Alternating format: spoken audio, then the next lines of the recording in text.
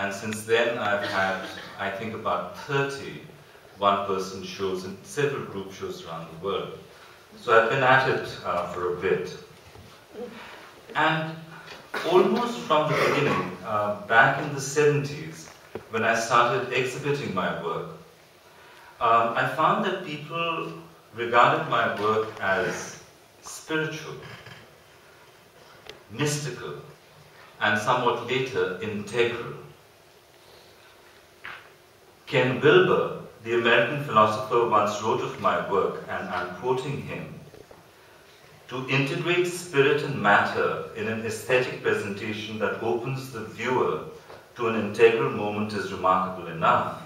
But what is truly astonishing about Shakti's work is the depth to which that intention is realized. He is the finest integral artist now working in the fields of painting and sculpture." I'm not sure about that, but it was a surprise to sort of get this, that somebody was getting from the work that I was doing, this very strong understanding or feeling. There was something coming through. And another person who, Sam Burkholz, who was the founder of Shambhala Publications, once described my work as the best dharma art by any contemporary artist. So there's been this sort of association of my work with the spiritual.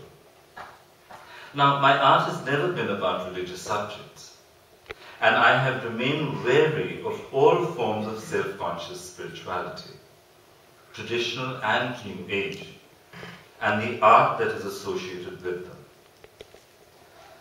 Though I have studied and delighted in Buddhist philosophy and psychology and engaged in its contemplative and meditation practices, my impulse to make art has flowed freely.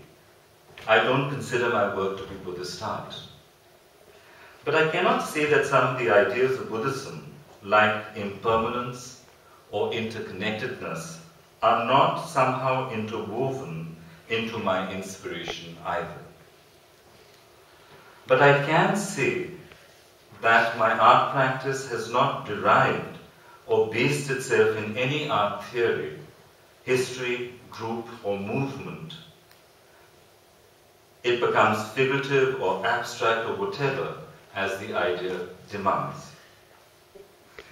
It uses images of nature and the world outside, but it is mainly about expressing qualities and ideas of the inner life and the inner world.